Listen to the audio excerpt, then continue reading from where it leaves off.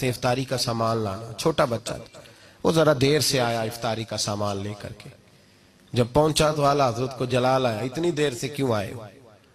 ایک تھپڑ اس کی گردن پہ دے مارا۔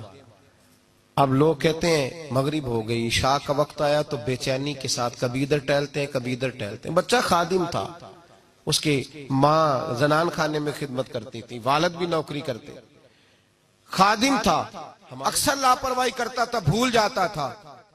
اب عشاء تک بے چین رہے، تراوی پڑی تو بے چینی میں کہنے لگے مولانا امجد علی صاحب بہار شریعت کو، یار اس بچے کو بلا کے تو لا۔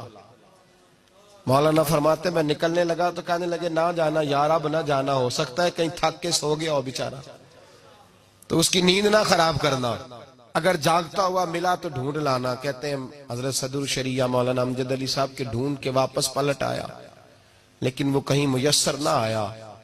سحری تک ہم نے اعلیٰ حضرت کو بے چین دیکھا، کبھی یہاں بیٹھتے کبھی وہاں بیٹھتے، وہ بچہ کہیں سو گیا تھا۔ سویرے سحری کا سامان لے کے آیا، 1000 کتاب لکھی ہے، اور علی گڑھ یونیورسٹی کا سر ضیاء الدین دروازے پہ آ کے بیٹھا رہتا ہے، بہت بڑا ریاضی کا استاد ہے، دروازے پہ بیٹھا رہتا ہے۔ نواب آف رامپور چٹھیاں لکھتے ہیں ایک دیدار کرا دو، نواب آف حیدرآباد دکن منتیں کرتے ہیں کہ ان سے کو 2 گھڑیاں ملاقات کا ٹائم دے دو، لیکن ایک بچہ غریب، اس کے لیے فاضل بریلوی درجنوں لوگ کھڑے تھے۔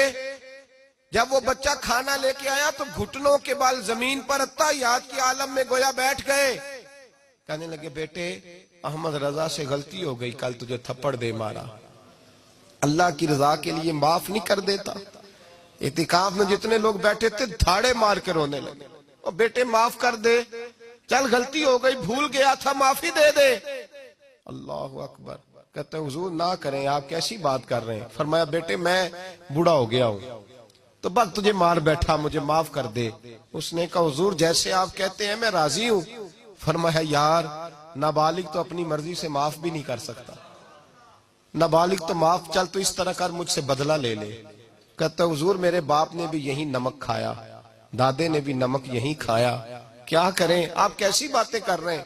اعلیٰ حضرت فرمانے لگے تو باپ دادا کے نمک کا خیال کر، میں بھی تو اس مصطفیٰ کے دین کا خیال کروں گا نا جن کا میں نمک کھاتا ہوں، میں بھی تو خیال کروں گا نا، ان کی سنت معاف کر دے اللہ کی رضا کے لیے۔